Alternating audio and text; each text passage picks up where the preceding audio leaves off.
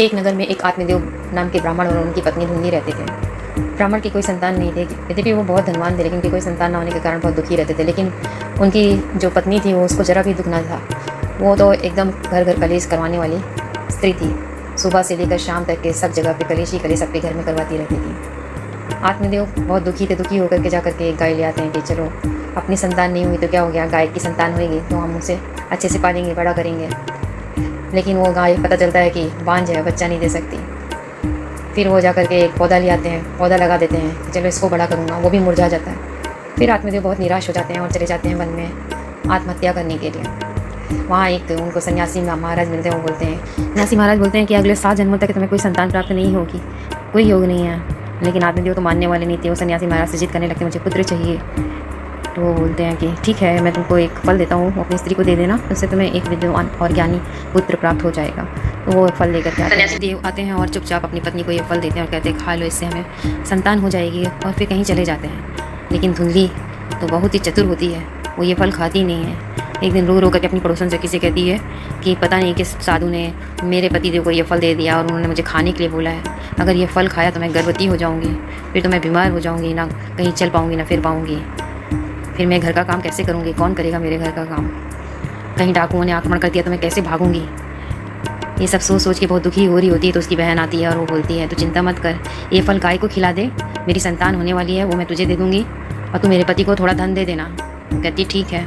और कहती है उसकी बहन कि किसी को बताना नहीं, गर्भवती की बातें चुपचाप दूर रह। कहती ठीक है, जैसा बहन बोलती है वैसा ही करती है। फिर कुछ समय के पश्चात उसकी बहन को बालक हो जाता है। उसका पति आता है, उसको बालक दे देता है और आत्मदेव से बोल देता है कि सुखपूर्वक बालक हो गया है। आत्मदेव बहुत खुश होते हैं। सभी लोग नाच गाना शुरू कर देते हैं। नाचना गाना, मांगलिक कार्य सब आरंभ हो जाता है।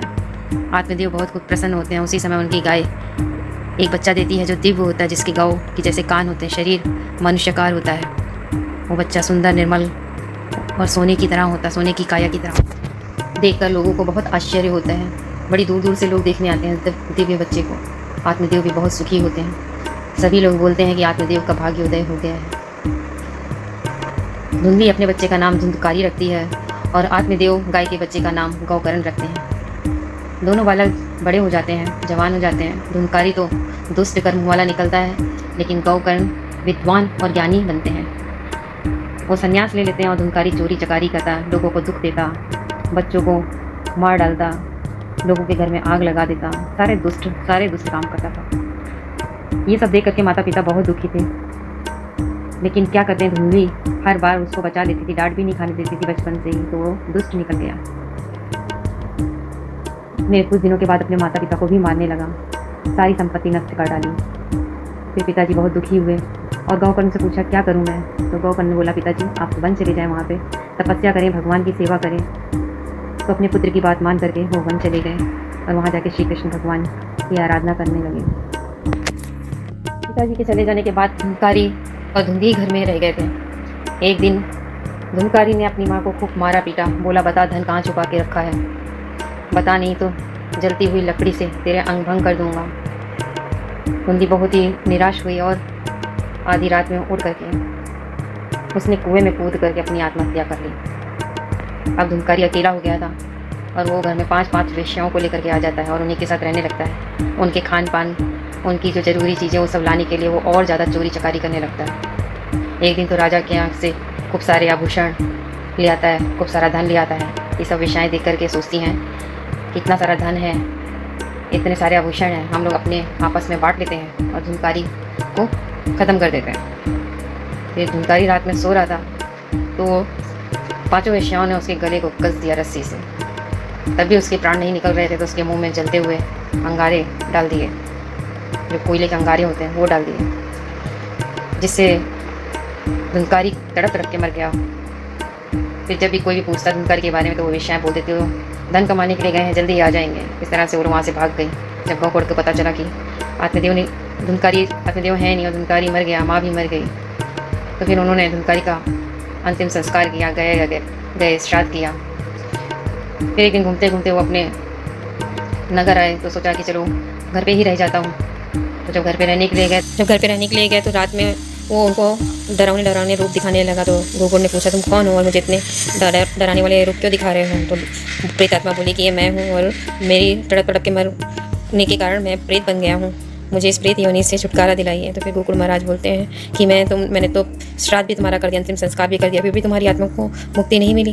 तो बोला नहीं मिली, मेरा तो किसी भी गया संस्कार अंतिम संस्कार से कोई भी मुक्ति नहीं मिलने वाली, कुछ और उपाय आपको सोचना होगा। आपने तो पिताजी का भी उद्धार किया, मेरा भी उद्धार कीजिए, मुझे इस प्रेत योनि से मुक्ति दिलाइए। तो वो बोलते हैं ठीक है मैं कुछ उपाय सोचता हूँ, तुम अपने स्थान पर चले जाओ। तो फिर गोकुल महाराज सुबह होते ही सूर्य महाराज से पूछते हैं कि भगवान मैं अपने भाई को धुंधकारी को प्रेत योनि से कैसे मुक्ति दिलाऊं, मुझे कुछ उपाय बताइए।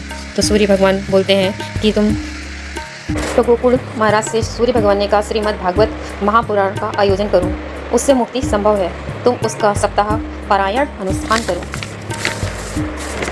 फिर गोकुल महाराज व्यास की गद्दी पर बैठकर कथा कहने लगे। लोगों को पता चला तो वहाँ भीड़ का तांता लग गया, सब अनुशासन के साथ बैठ गए। इतने में ही वह धुंधकारी प्रेत भी वहाँ आ गया। वह इधर उधर बैठने का स्थान खोजने लगा। फिर उसने वहाँ सीधे रखे हुए 7 गांठ के बांस को देखा। वह तो गुकारी उस बांस के अंदर बैठ गया और कथा सुनने लगा। शाम को कथा समाप्त हुई तो वहाँ एक आश्चर्यजनक घटना हुई। बांस की एक गांठ फट गई, उसमें से 6 गांठ शेष बची। इसी प्रकार दूसरे दिन तीसरी गांठ टूट गई। इसी प्रकार से 7 गांठें टूट गईं। के पारस कंस को सुनकर के पवित्र हो गया और उसे प्रेत योनि से मुक्ति मिल गई। उसने गौकर्ण को प्रणाम करके उसे धन्यवाद दिया और बोला भाई तुमने मुझ पर बड़ी कृपा करी है। प्रेत योनि से मुक्ति दिलाने की शक्ति सिर्फ श्रीमद् भागवत कथा में है। जिस प्रकार आग गीली और सूखी सभी प्रकार की लकड़ियों को जला देती है, वैसे ही इस कथा के सप्ताह श्रावण से मन वचन कर्म इत्यादि के द्वारा हुए पाप भी जल करके नष्ट हो जाते हैं। प्रेम से जपते रहें। ओम नमो भगवते वासुदेवाय।